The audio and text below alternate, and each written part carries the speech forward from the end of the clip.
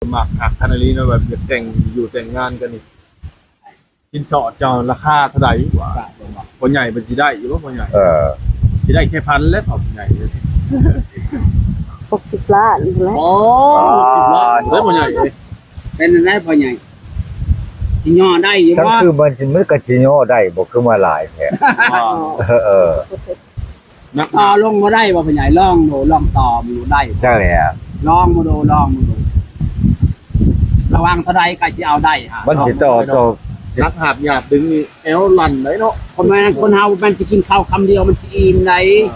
คันว่าเล่นคันว่าแล้ว หลายคำสิต่อกับลาวเนี่ยมันก็บ่ได้แล้ว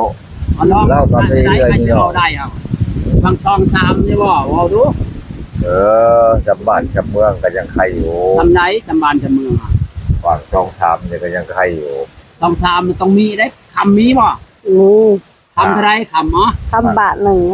บาทนึงก็ได้เติมมีแล้วเนี่ยทำก็มีได้อะไรเลยมือนี่มันต้องมีอยู่แล้วเนาะมีอยู่แล้วแต่ว่าปัญหาแต่ว่าคือเจ้าของนี่สิเอาหยังไปซื้อนะทุกอย่างที่หาจนได้แล้วคอลูกคอหลานมาถึงเพลงไทยพุ่นแล้วเนาะใจมันเป็นได้คนใช่ไปขุดหัวเราเก่าหัวหญ้าอยู่ไสมันจังบ่ได้ครับใครตีไทยดินกับเขาเอาเพิ่นมานี่กินพี่จังมันต้องเกี่ยข้างนอกไปแล้วมาเนาะไอ้นาตะกาเอาไว้กินนี่แหละเห็นได้ได้เพิ่นมาแล้วเฮ็ดกินเนาะเฮ็ดกินโอ้ก็บ่แหละพวกมันพวกยังและพวกอย่างพวกเองพวกไปว่าเกิดอนาคตข้างหน้ามีลูกมีหลานเด้ซองบ่เห็นได้จ้าเนาะโยธรรมดาเลยอนาคตข้างหน้าซองบ่เห็นได้ที่เฮาจะอัดดีไปข้างหน้าก็มีเจ้าแม่นบ่เจ้าตามคนอธิบายบางนะคิดอยู่ในใจนี่นะนั่นบ่คนเฮามองบ่เห็นอนาคตเนาะบางทีเอากันทุกยากเป็นรวยไปก็มีทึกเจริญป่วยหัน200 ล้านปะโทเรียกแต่วัฒนาคือว่าแล้วบ่ใหญ่ชื่อเลขหรือบ่จะบ่คันว่าเฮาเฮ็ดแม่นบ่นอนอยู่มันก็บ่ได้แล้วยังคือกันแล้วปลูกผักปลูกหญ้าขายก็เนาะซื้ออยู่บ่เลขนะอะไรซื้ออยู่บ่เลขบ่ได้บ่ได้ซื้อได้บ่เคยรวยเนาะพันดีอยู่บ่อะไรพันดีอยู่บ่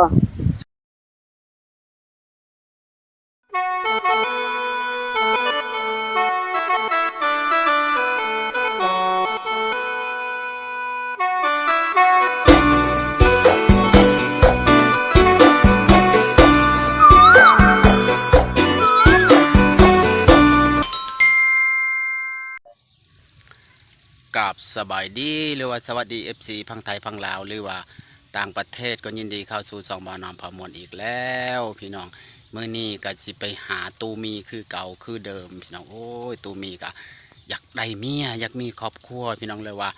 หาผู้สาวมาให้เพิ่นจีบให้เพิ่นคุยกับผู้สาวเพิ่นสิตกลงกันจังไดกับผู้สาวพี่น้องว่าผู้สาวสิว่าจังใดและตัวเมียเขาสิว่าจังใดพี่น้องเขาต้องไปเบิ่งไปชมนำกันพี่น้องถ้าผู้ใดได้เบิ่งได้ชมแล้วก็อย่าลืมกดไลค์กดแชร์แล้วว่ากดติดตาม2บ่าวน้ำพามวลในเด้อพอมีกำลังใจเฮ็ดคลิปต่อไปพี่น้อง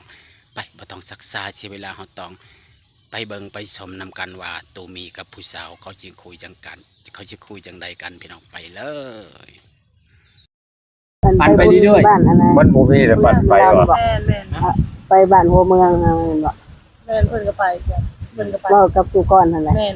พอดีกูหล่อคนนี้นะบ่มีเราไม่ได้แต่งตัวมื้อนี้เนาะเราอยู่บ่ใหญ่เขาว่าเพิ่นมักหักแล้วเพิ่นเว้าเรื่องคาดอกคาดองสิแต่งเลยสิได้เงินแต่งอยู่บ่เดี๋ยวนี้ห้อยได้ซำใดซำนี้พ่อใหญ่ก็จะค่าแหละเดี๋ยวนี้นั่นแบบว่าคือว่าแล้วแบบว่าเขาหาเล่นเกกันบ่จักสิเอาเงินสิขายหยังคันว่าขายดินขายหญ้าเนี่ยเฮาสิพากันไปอยู่ไสขนาดหน้าโคกหน้าทงก็มีเนาะหน้า2บ่อนั่นน่ะมีแต่หน้าโคกหน้าทงบ่มีบ่บ่ทางตัดสิลมมาเลยได้บ่ยัดพ้นแล้วอย่างว่าพ้นทางนี้แห่งค่ำเนาะมันหนักเป็นอย่างว่าญาติกงใหม่พวกตอกเนี่ยอย่างว่าอย่างกงใหม่ลายเนาะย่านกกอันนั้นมันพอโอ้ลังเถืองงามตีลงพุ่นมาแล้วบ่อันบนอยู่นี่ก็หัวมันได้เอาขู่เอาถ้วยโต้งไว้นอนไหลลงไปมันค่อยลงทั้งหัว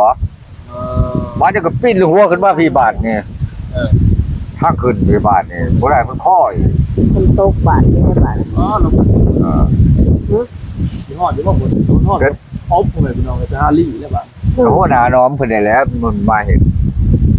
ไปกำลังเดือนน้อยนั่น เออ ไปเอาไปพุ่นปะ นายพ่น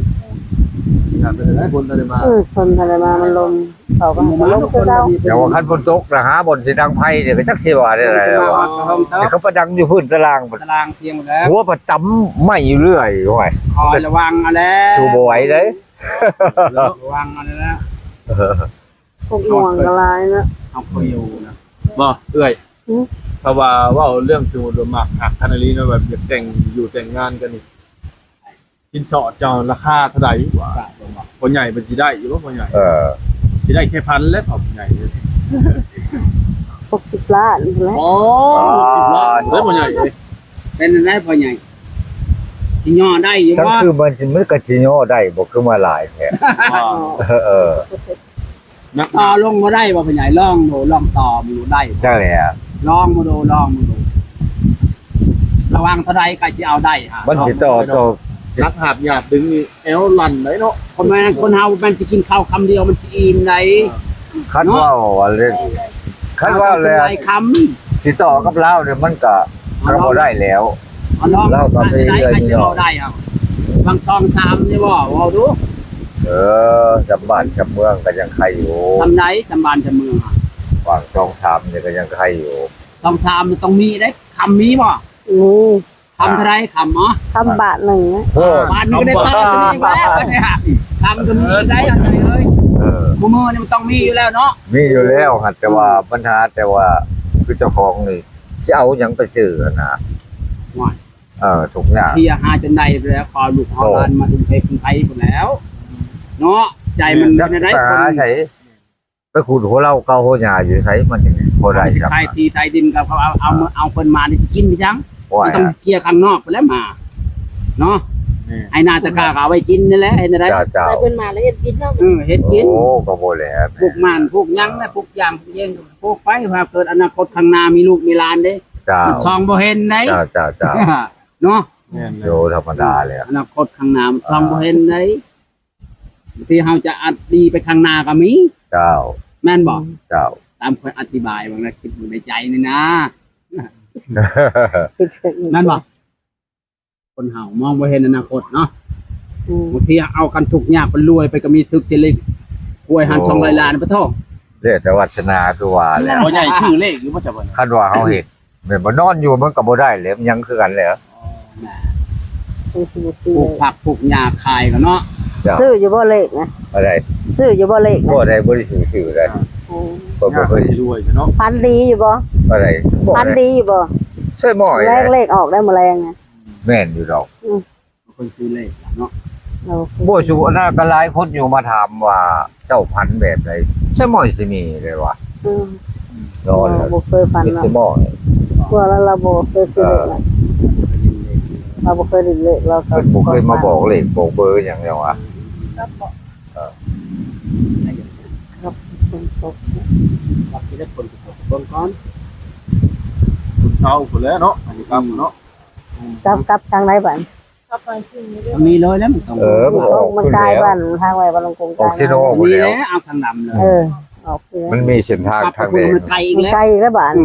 คันว่าเจออยู่บ้านเราคำผมแม่น เออ บ้านเราคำมันใกล้ออกเมืองเรามันไกลแล้วมาพี่กันคุณลงทางกับเมืองเลยนะ เดินเมื่อเลยนะ อยู่แบบเนาะคักมันนี่ถ้าว่าดวงดีแล้วผู้ใหญ่ได้พอผู้สาวมาหายากแล้วผู้สาวจะมาหาฮอดบ้านฮอดซอก มี เนาะ แหละ มีผู้ชายมาลินน้ำอยู่บ่ เจ้าบ่มีแหละ มือมีบ่ผู้สาวมา บ่มีเลย เพราะว่าบ่มีคนไป บ่มีเลย มีผู้สาว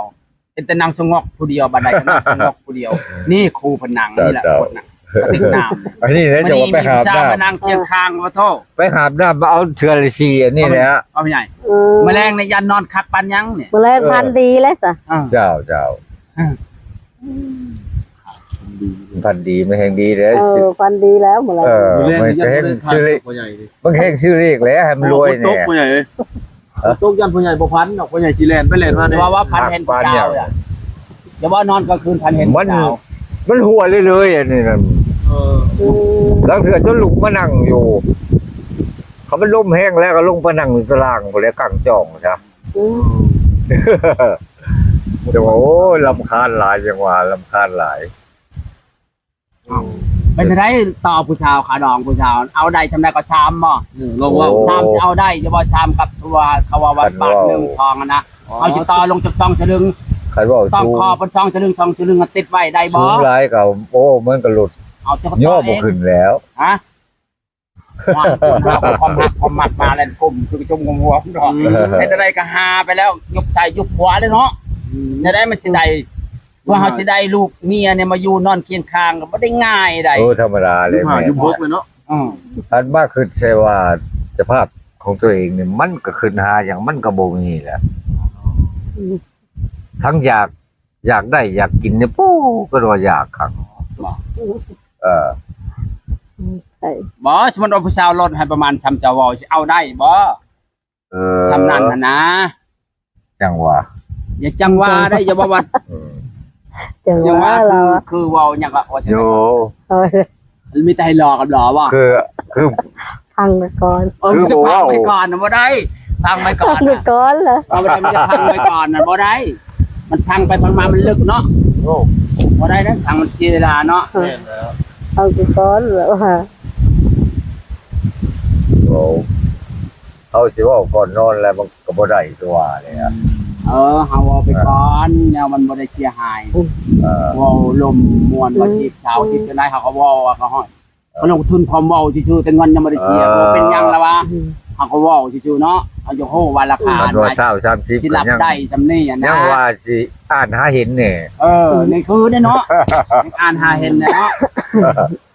ซำนี้อ่ะนะ โอเคบ่ไอ้น้อง ฮะ โอเคบ่ ตาม ค ที่ น ทำ คือสิตกเลย คนติดมาเลย ตก ว่าทำสั้นๆอีกเป็นนะเพิ่นขอสำเนียงนี่ว่ามันจบคลิปก่อน อ่า เพิ่นขอสำเนียงเจ้าสิเฮ็ดจังได๋เจ้าสิว่าแล้วก็มัดขี้ในท้องว่าง่ายๆจะไป เนาะ เจ้าบ่ได้เว้าเลยมีแต่ไปถามผู้เดียวมัดขี้ในท้องแล้วเฮ็ดจังได๋มัดความสามารถแล้วสั้นๆสิตอบจังได๋บัดนี้ ก็เบิดซำตอบอันว่าเอาแล้ว20 30เนี่ยก็ยังใครอยู่ ได้สั้นๆตัวนี้ก็หรือว่าเบิ่งก่อนนี่ว่า มันว่า ไอ้ลับยูเป็นจังได๋ เบิ่งก่อนว่าบ่ เบิ่งก่อนอีกบ่เบิ่งก่อนกับมือใหม่มาใหม่อีก ให้เบิ่งก่อนบ่ เอาเรายัง วัด บ่ ใจ ได้ เบิ่งก่อนบ่ หัวใจเบิ่งก่อนเนาะ อ่า จะมามือแรก มาเมื่อแรกเนาะปุ๊บปั๊บคือโตมันนั่นบ่ได้เนาะ บ่ได้แล้วว่า ก่อนเนาะ คันว่าเห็นโตแล้วเอาเห็นเอาเลยคุบ เดี๋ยว ก็เฮาก็ยังบ่ทันว่าฮู้จัก ทางว่าเนี่ยเราว่าเบิ่งก่อนนี่จักมื้อนี่เฮาสินัดมากินก้อยกุ้งอยู่ชวนเฮามาทีมงานนั่นแหละมากินก้อยกุ้ง เจ้า แล้วให้เจ้าชื่อผักมาเฮาสิเกียมเครื่องยำกินก้อยกุ้งในชวนเฮาเนี่ยโอ้สตันบ่เคยไปชวนข่อยเนาะ บ่เคยไป ที่ก็จับไก่ให้เจ้ามือเลี้ยงก็มีโอ้ บ่เคยไป จะ แล้ว ได้ไก่มาเลี้ยงเขาจะทำให้เพิ่น พอตุกก้อนบ่ได้เนาะ ก็ทุกคนวายเนาะ เออ เดี๋ยวจะมาคอยก็สิให้ไก่เลี้ยงนะมาลินชวนคอยเอาไปตู้เนี่ยเป็น เอ เล่ อน ไป พั กิ ก นก้อย กัน กุ้ง ก็ เนาะ เก็บมาก็ได้พักนะมี ผักกินกับก้อยกุ้งนะ ไปแต่ฉันว่าบ่เละบ่ให้ไก่เนาะ สนุกเล่นอ่ะสนุกตรงในลายใด30ได้ มาเล่นกันนะให้สาวชันมาแล้วจะได้ไก่เลี้ยงนะอะไรกันนะ ส มาเล่น นุก เงินคอย ชองสนุกนี่สี่เอาเลยอี บาง ก ก้อน 4 มีเด็กโตให้เรามาเลี้ยงนะก็จะได้ไก่ โอ เลี้ยง เคเพิ่นว่าเพิ่น วันนี้เขามียังเนาะตัว เนาะ เนาะ นะก็มาครั้งแรก จะมี เนาะ ครั้งแรกเนาะเขาว่ามา เอากันก่อน วัดใจบางกรเนาะคนเฮาวัดใจบางกรมาเป็นไปว่าได้เนาะ เจ้า แม่นว่าคนเฮาต้องเบิ่งกันว่าความมักจังนิสัยเป็นจังใด เจ้า ดูประตูขี้เราเมายาบ่เขาก็เบิ่งก่อนผู้ชายชันบ่ไปลิ้นไปผู้ว่าผู้ชายเอาไปเอาลึกเกยกับบ่ดีเนาะต้องสืบประวัติแล้วเราต้องสืบประวัติเจ้า แม่นบ่ แม่น เข้ากันได้แบบนี้ก็โอ้โหสุดยอดอำล้ำแล้วนี่ โอ โอเคเนาะเอาวันนี้ก็จบคลิปทำนี้เนาะเอาพ่อใหญ่บ๊ายบายพ่อใหญ่ จ้า สบายดี ไป